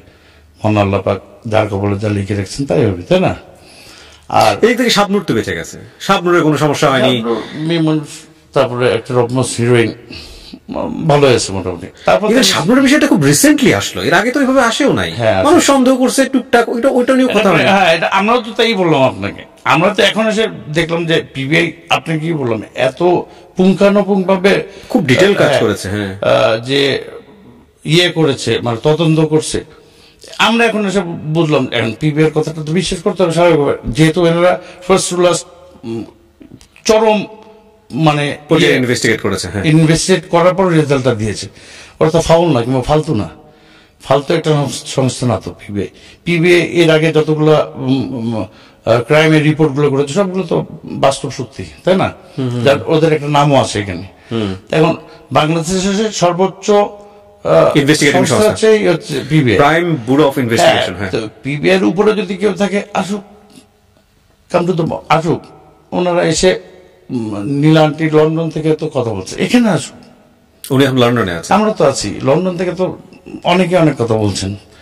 এখানে আসুক, প্রেস ক্লাবে আসুক, প্রেস ক্লাবে এসে প্রেসের সামনে দাঁড়াক, আমাদেরকেও দাঁড় করাক। আমরা তো যাইনি, যাবো না কোনোদিন ইনশাল্লাহ, ঠিক আছে? সৎ সাহস থাকলে আপনি you can stay anywhere, right? আমরা যে কোনো জায়গায় বসতে পারি, আমাদের মধ্যে সৎ সাহস আছে। কিন্তু সব বিচারই হলো, ধরেন ওই যে একটা পারসেপশনের কথা বললেন একটু আগে, যে কিছু মানুষ বিশ্বাস করবে দুনিয়া উল্টে গেলেও তাদের বিশ্বাস যাবে না। হ্যাঁ, এই বিশ্বাসের জায়গায় যখন কিছু মানুষ আপনার দিকে বাঁকা চোখে তাকায় তখন কেমন লাগে? খুব কষ্ট লাগে, খুবই কষ্ট লাগে। কারণ আমি সালমান ছবিগুলো এখনো দেখতে পারি না, মানে আমি পুরোটা দেখতে পারি না আর কি। ইমোশনাল এসে যায়, জানি না, ভালোবাসা থেকে আসে হয়তো বা, যার জন্য। সালমান মারা যাওয়ার পর হলে কোনো ছবি দেখিনি আমি। এখনো ছবি করছি, শত শত ছবি করছি, অনেক ছবি করছি, কিন্তু করা পর্যন্ত শেষ, ডাবিং পর্যন্ত শেষ, তারপর জান না কখনো, কোনোদিনই দেখিনি, কোনোদিনই নাই 22-25 বছরে। কারণ আমি লোড নিতে পারবো না, বুঝতে পারছি। যাই হোক, এটা নিজস্ব ব্যক্তিগত ব্যাপার, নিজের চাওয়া বা নিজের মনের কথা। এটা ছবি দেখবো না, কারণ আমি তো আগেই বললাম যে তুই নিয়ে আস, তাই আমার সমস্ত আনন্দে অপূর্ণ থেকে যায়, এখন অপূর্ণ থেকে যায়। যত আনন্দই করি, যত ফিল্ম করি, যত জায়গায় কাজ করি, যত সাকসেস হই, 50%। বন্ধু যদি বেঁচে থাকতো আরো 50%। কখনো এই সম্পর্কের জন্য নিজের ভিতরে রাগ হয় না যে এই সম্পর্কটা এভাবে ওর সাথে এত ইনভলভ না হলো? আমার রাগ হয় না। আমার কথা হচ্ছে যে আপনি এত ক্লোজ একটা রিলেশন, আপনার পাশে যে গলা দড়ি দিয়ে মরে গেলেন আর আমি দোষী হলাম, এই জিনিসটা মানতে পারতেছি না। এটা হয়, and definitely the thing is that আপনার খুব ক্লোজ একজন বন্ধু, সে যদি কোনো একটা দুর্ঘটনা ঘটায়, মানুষজন আপনাকে সন্দেহ করবে, সন্দেহ জিজ্ঞেস তো করবেই, তীব্রভাবে সন্দেহ করে, এবং এই সন্দেহের মাত্রা এত ভয়ঙ্কর হয়ে যায় যে ওই মানুষটাই সবকিছুর জন্য দায়ী, এরকম একটা পর্যায়ে নিয়ে যাওয়া হয়। আমি সেরকম পরিস্থিতির মধ্যেই তো পড়ছি, তাই না? আর একটা জাস্টিফিকেশন, কিন্তু আমাদের কিন্তু একটা বড় সমস্যা হচ্ছে আমরা যে কোনো কিছু জাস্টিফাইড করে ফেলি সঙ্গে সঙ্গে। দেখেন সালমান শাহর মৃত্যুর পরে এটা কিন্তু এখনো ইনভেস্টিগেটিং পর্যায়ে যাবে, কোর্টে যাবে, তারপর একটা ফাইনাল রায় আসবে। তারপর এখন মানুষের রায় হয়ে গেছে, এখনো বিশ্বাস করতেছে না, ঠিক আছে? মানুষের রায় হয়ে গেছে, মনে মনে হ্যাঁ এই হচ্ছে খুনি, এইটা করছে, এইটা করছে, যতই যা খুব। এখন আমি তো ইউটিউব দেখি সময়, মানে এখনো পিবিআই রে গালাগালি করতেছে, অমুকরে গালাগালি করতেছে, আমাদেরকে গালাগালি করতেছে। এখন কথা হচ্ছে যে কিভাবে বুঝাবো, এটা বুঝবে না, কিভাবে বলবো? আমরা যদি আবারও বলি যে আরো সর্বোচ্চ আরো বড় ইনভেস্টিগেট গ্রুপ নিয়ে আসেন, তারপর তো আমরা আছি, এখানে থাকবো ইনশাল্লাহ। আপনি আসেন লন্ডন থেকে, আপনি লন্ডন থেকে আসেন, আমার কথা, আমার চাওয়া যে উনি লন্ডন থেকে আসুক, প্রেস ক্লাবের সামনে বসুক, আমাদেরকে ডাকুক, আমরা বসি, সাংবাদিক বসুক, এটা ফাইনাল। এটা নিয়ে এত ঘাটাঘাটি, আমার কথাটা বুঝছেন? এত কেন বিজনেস? এই যে আপনি প্লিজ, আপনাকে আমি রিকোয়েস্ট করছি, আপনি ইউটিউবে যে রিজভির একটা ইন্টারভিউগুলো দেখেন, 3 দিন হলো, কিন্তু রিজভিরটা নিয়ে কেন আলোচনা আসতেছে না, কেন আলোচনা হচ্ছে না? আই শুড ডেফিনেটলি এটা অনের করার আগে অবশ্যই দেখবো। আমার কথাটা বলছেন, কেন আলোচনা হচ্ছে না? কেন রেজবি ছেলেটা কে? রেজবিকে কই থেকে আনালো? রেজবিটা কেন সাক্ষী দিল? এই জিনিসগুলো বেরোলে তো এসে যায়। যেহেতু প্রথমেও বলছে আমি ছিলাম, ডন ছিল, অমুক ছিল, এত পরে সে কথা উল্টায় ফেলছে। হ্যাঁ, তো পরে রুবি আন্টির মতন ওইও দেখি পরে কথা উল্টা বলছে। এখন রুবি আন্টির তাও একটা মাথার গন্ডগোল প্রবলেম, এটা সব জনগণ, কিন্তু ও তো এখনো সুস্থ, এখন অনেক সুস্থভাবে বলেছে যে নীলা চৌধুরী আমার সাথে বিট্রে করছে, আমার সাথে বেইমানি করেছে, আমাকে এই টাকা দেওয়ার কথা ছিল, এইবার আছেন লাইনে। বুঝতে পারছি, আমাকে টাকা দেওয়ার কথা, টাকা দেয়নি, আমাকে জেলে ভরাইছে, বলছে 2 দিন থাকো বাবা, 2 দিন পর তোমাকে বের করে নিয়ে আসবো, তুমি রাজশাহী। কিন্তু আমার ডিটেনশনে দিয়ে 3 মাস থাকা লাগছে। তারপর 6 মাস পর টাকা পয়সা দিয়েছে, আমি বেড়ে আসছি, লন্ডনে চলে আসছি। লন্ডনে রেজবি তো আছে, রেজবি যে ওর আম্মা ডাকে না কেন নীলা চৌধুরী? ওনাদের মহল্লাতে তো আছে, এলাকাতেই। আপনি দেখেন ইন্টারভিউ। তাহলে এত কিছু হলো, রুবি আন্টি আমেরিকাতে, উনি লন্ডনে, আর লন্ডনে তো রেজবি আছে একই মহল্লায়। তো রেজবিকে সামনে আনতেছে না কেন নীলা আন্টি? এবার আসেন আমার কথাতে আসেন। আন্টি যদি সৎসাহস নিয়ে এগুলো করেই, তাহলে রেজবিকে আনে না কেন? আর রেজবি কিভাবে ছাড়া পেল, কিভাবে চলে গেল, কিভাবে জামিন নিয়ে গেল, এগুলো তো দেখার বিষয়। খালি ডন মারছে, অমুক মারছে, এগুলো করলে তো হবে না। কারণ মানুষের সহ্যের একটা সীমা আছে। আমরা সহ্য করতে হতে সব দিক থেকেই ছাড় দিলাম, সব দিক থেকেই একটা ইয়ের মধ্যে পড়বো, তা তো না। আমার কথা হচ্ছে জনগণ বিশ্বাস করুক আর না করুক, আমি যে জিনিসগুলো বললাম এই জিনিসগুলো জনগণ যেন জাস্টিফাই করে দেখে। যেরকম আমাদের সবকিছু জাস্টিফাই করে ইনভেস্টিগেট করছে, জনগণ আন্টির ব্যাপারেও সবার ব্যাপারেও ইনভেস্টিগেট করুক। কেন আন্টি এরকম করছেন, কোনো কিছু মন্তব্য করার আগে, ফাইনালি কোনো কিছু আমরা কোন একটা স্টেটমেন্ট দেওয়ার আগে আমরা যেন এই জিনিসগুলো একটু ঘাটাঘাটি করি। আমি বলছি না এখানে ডন ভাই যেটা বলে গেল সেটাই আপনাকে সত্য মনে করতে। হ্যাঁ, আমি এটা বলছি না যে পিবিআই যেই তদন্তটা দিয়েছে কোর্ট পিবিআই যেটা বলেছে সেটাই আপনি সত্য মনে করে নেবেন, কারণ এটা কোর্টই ফয়সালা করবে। তো সেই জায়গাটা থেকে নিজে একটা সিদ্ধান্তে আসার আগে অবশ্যই এই জাতীয় তথ্য উপাত্ত গত 3 দশক ধরে আপনারা পেয়েছেন, এগুলো জাস্টিফাই করেন, ডেফিনেটলি করা উচিত। এবং এই অনুষ্ঠানের শেষের দিকে একটা কথা বলতে চাই, এই অনুষ্ঠানে আমাদের ডন ভাই আমাদের সম্মানিত অতিথি হয়ে এসেছেন, তিনি তার কথাগুলো বলেছেন, ব্যক্তিগত পর্যায়ে থেকে ভালো লাগা মন্দ লাগা মান অভিমান সমস্ত কথাগুলো বলেছেন। বন্ধু মহলের যে সম্পর্কটা ছিল সেখানে সালমান শাহ তার জীবনের অনবরত অন্যতম একটা পার্ট, সে বিষয়গুলো নিয়ে কথাবার্তা বলেছেন। এই বিষয়গুলোকে আমরা আমাদের অনুষ্ঠানের প্রেক্ষাপটে এক ধরনের বিনোদন অনুষ্ঠান হিসেবেই উপস্থাপন করেছি। আমরা বিশেষভাবে আস্থা রাখতে চাই মহামান্য আদালতের উপরে। মহামান্য আদালত এবং আমাদের যেই পুলিশ সংস্থা আছে, পুলিশ ডিপার্টমেন্ট, তারা ইনভেস্টিগেট করে ফাইনালি মহামান্য আদালত যে সিদ্ধান্ত দেবেন। আমরা জানি যে বহু বছর ধরে এই মামলা চলছে, বহু বছর ধরে ইনভেস্টিগেট চলছে, বিভিন্নভাবে চলছে, তার পরিবার চাচ্ছে সঠিক বিচার হোক। তো মহামান্য আদালত যেই সিদ্ধান্ত দেবেন, যে রায় দেবেন, সেটাই চূড়ান্ত ফয়সালা এবং সেটা মানতে আমরা বাধ্য। তো আমরা এই অনুষ্ঠানের পক্ষ থেকে আমরা সেই বিষয়ের উপরে আস্থা রাখছি। রন ভাই, আমরা একেবারে শেষের দিকে চলে এসেছি। আমি আপনার এই যে ভেতরের যেই সাহসী ব্যাপারটা, যে নিজেকে উন্মোচন করা, নিজেকে মেলে ধরা, সেটাকে আমি সম্মান জানাই, রেসপেক্ট জানাই। এবং আমি মনে করি প্রত্যেকটা মানুষেরই এইভাবে বলার একটা সুযোগ থাকা উচিত। এবং সেটা যদি সে নির্দোষ হয়, সেটা নিশ্চয়ই আমাদের কোর্টের উপর আস্থা রাখতে হবে। তবে এটা ঠিক, আমি আপনার এই যে তারার রাতে একজন সাধারণ মানুষ হয়ে নিজেকে উপস্থাপন করতে গিয়ে নিজের জীবনের যে হ্যাসল, যেহেতু বিষয়টা মামলা এখনো চলমান আছে, সুতরাং এটা নিয়ে আমরা এখনই সিদ্ধান্তে আসতে পারি না, কিন্তু আপনি তো হ্যাসল পুহাইছেন, এইটার ব্যাপারে তো কোনো সন্দেহ নাই।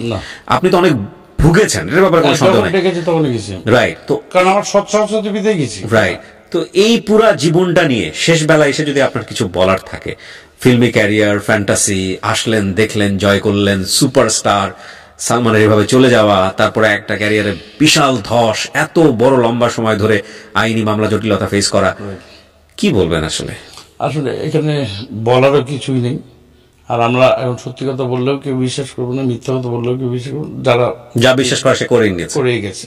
তারপরও বলি যে আমি আমার একটা বন্ধু হারিয়েছি, চলচ্চিত্র ইন্ডাস্ট্রি একটা টপ মোস্ট সুপারস্টারকে হারিয়েছে। একজন ওয়াইফ তার হাজবেন্ডকে হারিয়েছে, একজন মা তার ছেলেকে হারিয়েছেন।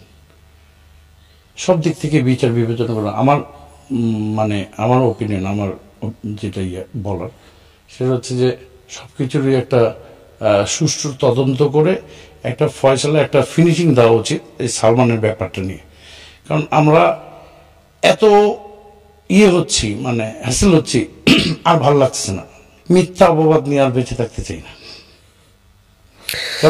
কারণ কি, আমি আসলে আমার কথা হচ্ছে যে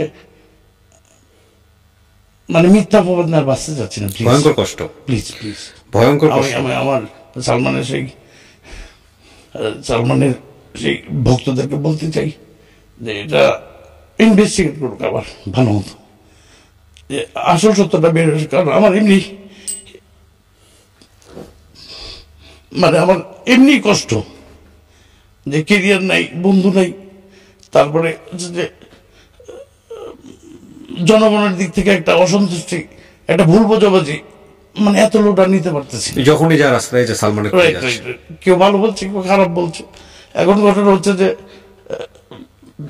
বাঙালি জনগণ তো মানে শুই না পাগল, একজন হয়ে করছে সবাই করতেছে। আপনাকে আগেই বললাম আমি যে এখন যারা লাফালাফি করছে তাদের বয়স 4-5 বছর ছিল, তারা সালমান সম্পর্কে কি জানবে? খুবই সরি, আপনাকে খুব হ্যাপি মুডে নিয়ে আসছিলাম এখানে। আমি চাইছিলাম যে পুরা হ্যাপি মুডে আমরা শেষ করবো, বাট সামহাও আমরা রিয়েলিটিটা এত রূঢ়ভাবে ফেস করছি যে আমরা হ্যাপি মুডে শেষ করতে পারলাম না। But you are a warrior, আপনি একজন যোদ্ধা। ভেতর বাইরে কত মানুষকে দেখানো যায় যে কিভাবে ফাইট করছি, কিন্তু ভেতরটা যে প্রতি মুহূর্তে রেডি করতে হয়, এটা খুব খুব ভয়ঙ্কর রকমের ফাইট। আপনি সে ফাইটটা করতেছেন এবং ফাইট করে এখনো সম্মানের সহিত বাঁচার চেষ্টা করতেছেন। আপনি কোর্টের প্রতি আস্থা রাখছেন, আপনি বাংলাদেশে আছেন এবং বাংলাদেশের আইনের প্রতি আস্থা রাখছেন। এইটুকু জায়গার প্রতি আমরা যথেষ্ট সম্মান জানাই। আপনাকে অনেক ধন্যবাদ আমাদের অনুষ্ঠানের সময় দেওয়ার জন্য। Thank you very much. আর দারাজকে ধন্যবাদ। আর তার রাত আপনার রেডিও নাম্বার 102.4 FM, জি, এই সংগঠন কিংবা এই সংস্থার সাথে যারা জড়িত সবাইকে ধন্যবাদ। ছোট্ট একটা গিফট ভাউচার আছে আমাদের অনুষ্ঠানের ফর্মুলাটিস অনুযায়ী দারাজের পক্ষ থেকে, আমাদেরকে হেল্প করেছেন। তো প্রিয় দর্শক, ইতিমধ্যে আমরা সবাই বেশ কিছু ভিডিও ফুটেজ দেখেছেন, যে ভিডিও ফুটেজগুলো দেখে আশা করি বুঝতে পেরেছেন যে সালমান শাহর ভক্তরা কিভাবে খেপে গিয়েছেন, যারা সামিরা ডন এবং যারা মূলত সালমান শাহ হত্যাকাণ্ডের সাথে জড়িত ছিল, যাদের নামে ইতিমধ্যে মামলা করা হয়েছে, হত্যা মামলা, তাদেরকে এখনো গ্রেফতার করা হচ্ছে না, হয় নাই একজনকেও। এই বিষয়টা নিয়ে আপনার মতামত অবশ্যই কমেন্ট করে জানাবেন। ধন্যবাদ সবাইকে, আল্লাহ হাফেজ।